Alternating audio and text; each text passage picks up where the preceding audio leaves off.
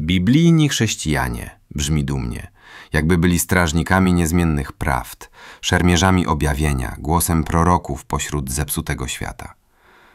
A jednak to właśnie ci, którzy najgłośniej krzyczą o literalnym odczytywaniu Biblii, czasem stają się ślepymi narzędziami chaosu. Bo co jeśli Biblia, zamiast być księgą życia, staje się scenariuszem apokalipsy, do której niektórzy pragną doprowadzić? Co jeśli zamiast przyjdź królestwo Twoje, modlą się, niech już wszystko spłonie, byśmy my, wybrani, zostali ocaleni?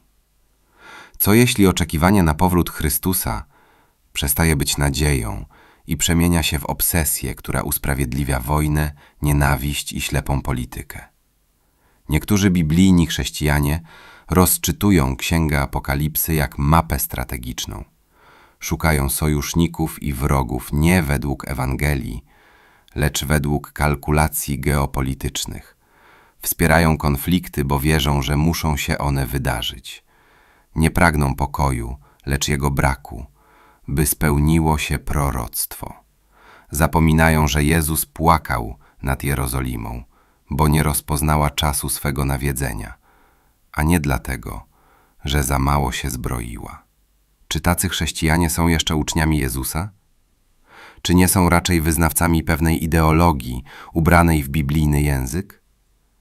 Bo prawdziwa wiara nie prowadzi do pogardy wobec świata, lecz do jego zbawienia. Nie cieszy się z wojny, ale szuka pokoju.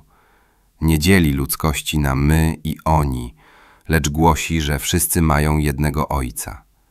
Tak Pismo mówi o sądzie, ale mówi też, że Bóg nie chce śmierci grzesznika.